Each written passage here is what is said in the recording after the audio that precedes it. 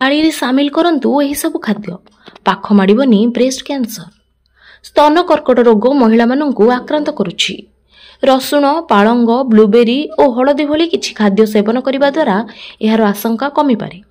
महिला मानंक ठारे अनेक रोग अछि जहा समय मध्यने चिन्हट न हेले बहुत असुविधा सृष्टि होई पारे।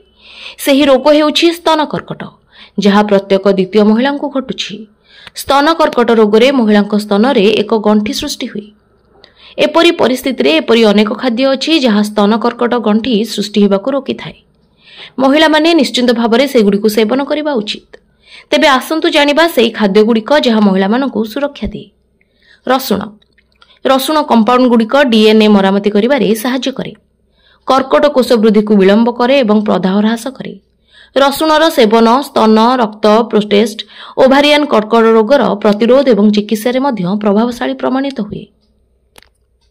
पालंग पालंगरे कैरोटिनॉइड्स थाए जहा सूक्ष्म पोषक तत्व जहा स्तन कर्कट रोगर आशंका कम करिबारे सहाय्य करे। जेउ महिला माने निज खाद्य रे पालंग सामिल करंती सेमानंक ठारे स्तन कर्कट रोगर आशंका 28% ह्रास पाए। ब्लूबेरी जदि महिला माने सकाळे उठिबा परे 2 मुठा ब्लूबेरी खांती तेबे सेमाने स्तन कर्कट रोगरु रक्षा पाई परिबे। प्रकृतरे एथिरे फ्लावोनॉइड्स एवं आंथोसायानिन रहिछि जहा कर्कट रोगर विकास को रोकी थाए। हलदी प्रत्येक घरर रोषेई घरे हलदी रही थाए जहा कर्कट रोगर आशंका कम करिबारे सहाय्य करे। एथिरे आंटी इन्फ्लेमेटरी एवं एंटीऑक्सीडेंट गुण रहिछि जहा स्वास्थ्य पई बहुत लाभदायक।